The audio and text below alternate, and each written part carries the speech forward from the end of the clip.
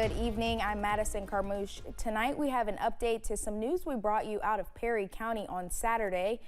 We now know the name of the man that died in the house fire in the Bonneman community. He has been identified as 61-year-old Calvin Williams by the Perry County coroner. His body was taken to the state medical examiner's office following the fire.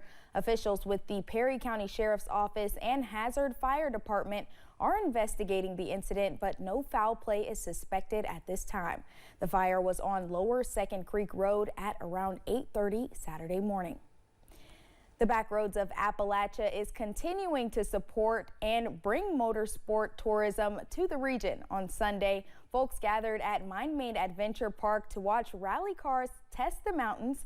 WYMT's RJ Johnson has more. It's the Appalachian Rally Experience. On Sunday, the Backroads of Appalachia hosted Pura Vida Rally, giving them the opportunity to test their cars on thousands of acres at the Mine-Made Adventure Park and Campground. Knott County made a lot of sense for this natural asset of the reclamation of coal to be able to give that opportunity for them to come and test their car for the national championship. Backroads of Appalachia Executive Director Eric Hubbard says the mountains are great for rally car racing. Backroads of Appalachia sees the opportunity of rally car racing, but most importantly, we got the assets for them to have their cars here and test and race. Roberto Iglesias is training for the U.S. National Rally Championship. He says they've heard nothing but great things about the area. So we heard about the amazing great roads and great hospitality that you had here in Kentucky and connected with the Backroads of Appalachia organization, and came out here to the great roads to do a little bit of testing and show everybody a little bit about rally.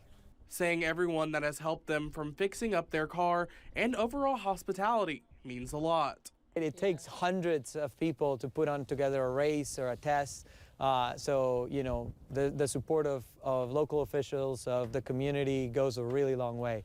Hubbard says motorsports impacts the economic development in the area, adding folks that came out to watch also love the attractions. Kentucky's winning because the reason why we're winning in this kind of atmosphere of motorsports is because we have the vast amount of lands and we have the kind of people. They eat, breathe, and sleep motorsports. Motorsports is this our fabric of who we are. So you put it all together, it's creating fun, opportunity, but most importantly, jobs and a little bit of pride back to our communities. In Knott County, RJ Johnson, WYMT Mountain News. Hubbard says they even gave donations to the Ball Creek Volunteer Fire Department while also getting a day of training. Well, it's a chilly evening out there. As current temperatures right now are generally into the low 40s for the most part. 41 in Hazard. We are 44 in Manchester, 45 in Harlan, 42 in London, 43 in Williamsburg. Right now, 41 in Irvin. We are 40 in Moorhead, 42 in Prestonsburg, 40 in Pikeville right now. And really, as we look at the forecast for tonight, it's going to be another very cold night for us as temperatures will fall down generally into the low to mid 20s, as we'll have a light wind, as we'll have mostly clear skies as well across our area. So we look at tomorrow's breakdown, and we're going to be climbing up into the low to mid 50s, at least for our highs. We'll start out at a cold start with temperatures into the upper 20s, climbing up into the lower 50s by the time we get the afternoon, of course, with again lots of sunshine. And we look at that weather timeline, very cold night for tonight. Again, sunny and pleasant for your Monday, partly cloudy and pleasant for your Tuesday, mild temperatures for Wednesday, and then finally by the time we hit Thursday, that's when we'll see our next shot at some rain. So we're looking at periods of rain for your Thursday. I'll have your full forecast coming up. All right, Ben, thank you. Cavities are one of the most common chronic diseases in childhood, despite being completely preventable. More than half of children aged 6 to 8 have had a cavity, according to the CDC. Tooth decay can cause a child pain, infection, and in some cases, tooth loss. Norton Children's Angie Garman says there's a big misconception that adult teeth are more important, when in fact baby teeth actually play a big role in oral growth and development.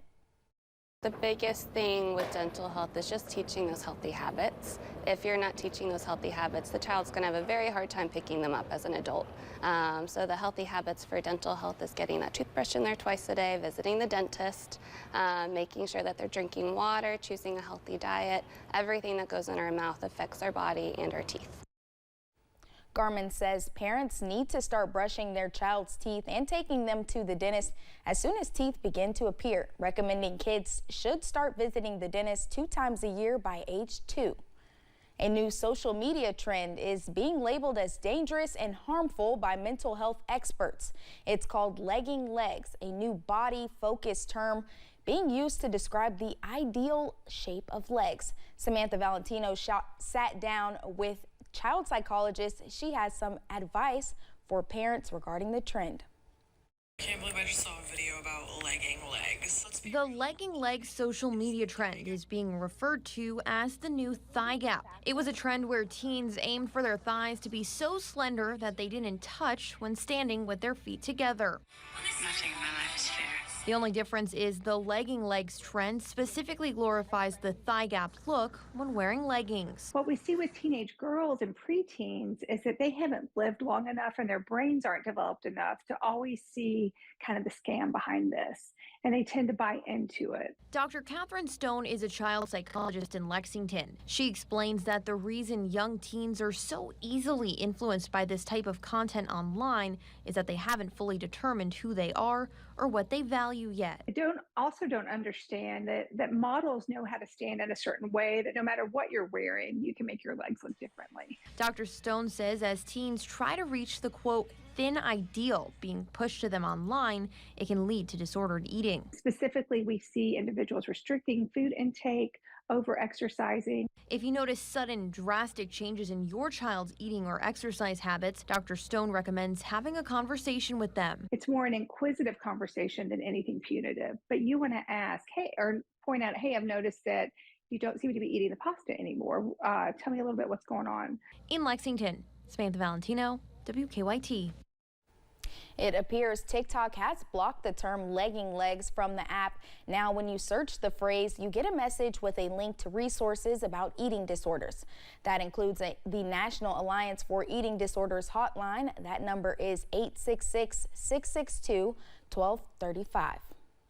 Being discussed in Frankfurt, a new bill designed to add maternity leave for teachers. Senate Bill 205 would designate maternity leave in addition to sick leave.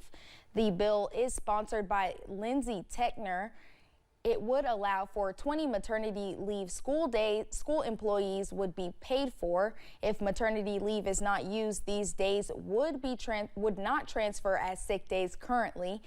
Anything unused would expire upon returning to work. Tetner says women could technically have a total of 6 weeks off by combining their 10 sick leave days with the 20 maternity days in the bill. I think it's given broad support. I'm hearing from both sides of the aisle on this. I'm hearing from teachers who are excited about the idea. I don't think many are going to be opposed to the idea of providing that financial support for our new moms. The legislation has the support of the KEA. The bill was introduced Monday but has not been assigned to a committee. Volunteers from Moms Demand Action and Student Demand Action rallied at the Capitol, call on lawmakers to pass what they say are long overdue gun violence prevention measures. Members of Moms Demand Action and Students Demand Action want lawmakers to pass Senate Bill 13. It would allow police to file a petition to take away a person's gun if they are going through some type of mental crisis. The group met privately with lawmakers to address their concerns. Then speakers made their concerns public. One of the speakers was Sharita Smith. Her son, 16-year-old Tyree Smith, was shot and killed at a bus stop back in 2021. Nobody deserves to send their kid to school where they should be safe and their life ends. My son didn't know these kids. I go to court, I see these kids, and I pray for our whole city. But my main priority is to get justice and make sure that this doesn't happen to no other parent. Senate Bill 13 would create a statewide office for safer communities that would seek other ways to prevent gun violence. The bill was introduced, but no update on the progress yet. Coming up, we see what the harm the cold weather is causing for some livestock owners in the region.